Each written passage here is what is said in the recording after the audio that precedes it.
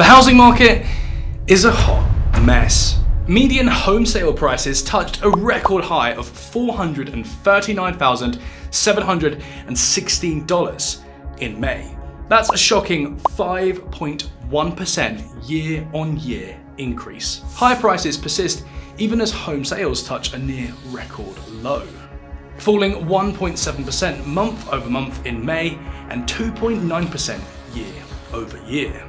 Simply put, homes aren't selling in the current market, but the lack of demand isn't pushing the prices down. That's not all. Mortgage rates remain high with a monthly average of 7.06%. The combination of high prices, high mortgage rates has impacted home ownership costs. It now stands at $18,118, which is 26% higher than 2020. Forget buying a home. Even owning one is expensive.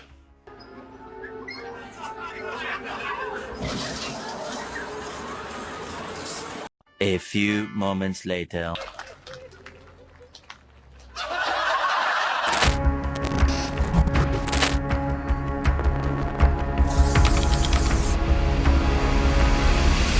This video is brought to you by Houzeo, America's most advanced home buying and selling platform. Americans across the nation are saving on commissions with Houzeo.com. You can too.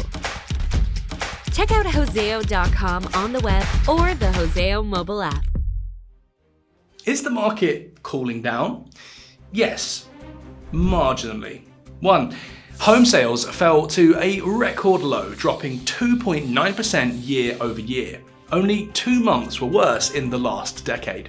May 2020 due to the pandemic, and March 2023 due to 23-year high mortgage rates. Again, it is tough out there with the average 30-year fixed rate mortgage now 8%. That is the highest since 2000. And take a look at this chart, this huge jump in just the last 2 years. 2. Homes stay on the market for an average of 32 days. That's the highest number we've seen in May since the pandemic. 3. New listings have improved 0.3% month over month in May and 8.8% year over year, but that's still 20% lower than May 2019. It's small, it's tiny, it's petite, it's wee. 4. Active listings improved by 0.4% month over month and 11.1% year over year. This is the largest jump since 2023, but still 25% below pre-pandemic times. 5. Home price rise shows signs of flattening. Prices rose by just 0.3% in May, month over month, and 7.2% year over year. What do these numbers tell us?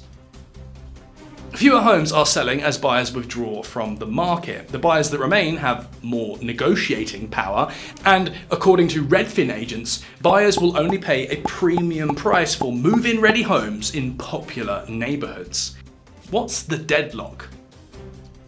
Simply put, the cooling isn't enough to break the ongoing stalemate.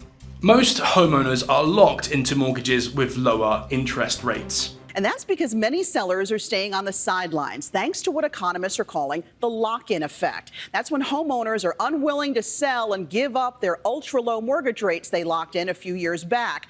That's keeping the number of homes for sale low and prices high. According to a June 2023 report by Redfin, around 91.8% of homeowners had mortgage rates below 6%. By Jan 2024, that number had dropped marginally to 88.5%. As the current mortgage rate is at 7.06%, most homeowners are likely to keep their homes instead of selling them. No! These are mine.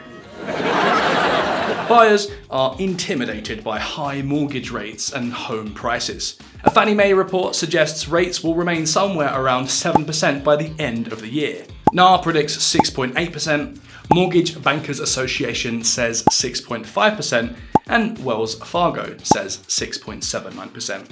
As Fed has hinted at a single rate cut for 2024, mortgage rates are unlikely to dip further. Today, the FOMC decided to leave our policy interest rate unchanged and to continue to reduce our securities holdings. What does it mean for buyers and sellers?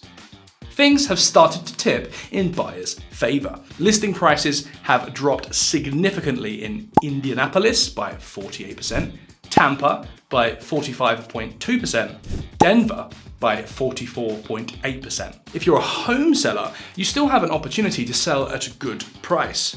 Some homes are still selling above the list price, especially in cities like Rochester, where 77.1% of the listings sold above list price. San Jose was at 76.1%, and Oakland at 68.4%. We're about to hit a plateau across the board, and it's going to be a slow, cold landscape for the rest of the year. Winter is coming. Conclusion.